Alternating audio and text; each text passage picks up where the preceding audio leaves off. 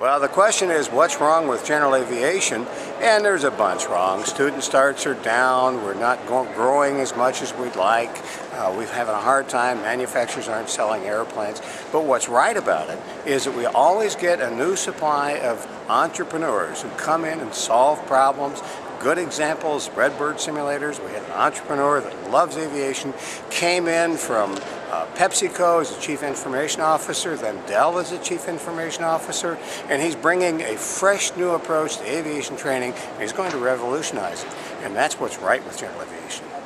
Well, it's an interesting question, what's wrong with general aviation? I don't really think there's a whole lot wrong with it. There are things that can probably stand some improving to get it up to speed with where we are today. We at Energy obviously are converting a Cessna 172 to electric power, which will hopefully significantly reduce the cost of flying. It'll make it more environmentally friendly.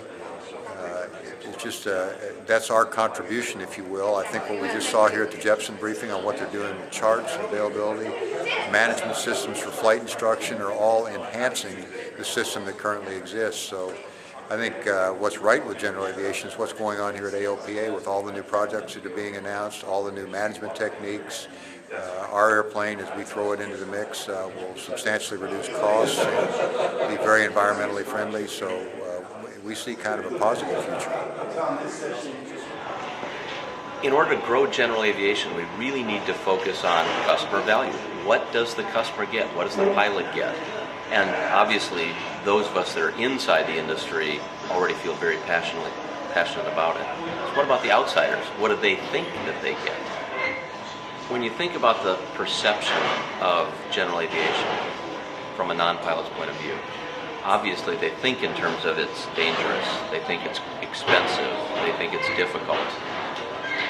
But in general, they all have the wrong perception. It's not as dangerous as they think. It's not as expensive as they think. It's not as difficult as they think. So we need to do a better job of reaching out for them as an industry. We need to show them the value that they get, show them what a modern, comfortable airplane can do for their lifestyle.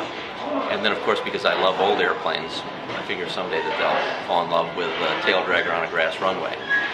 But to begin with, we've got to get away from the old model of introduction to aviation. It's not the intro flight in the Cessna 150 anymore.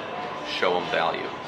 You know, right now I think some of the big concerns we have in general aviation are some of the barriers to entry. It's still a very expensive industry to learn how to fly and be able to own and operate airplanes. And what I think that's encouraging is that as an industry, we're trying to tackle it with some of the new categories of airplanes like the light sport class and the effort that's being spent around training.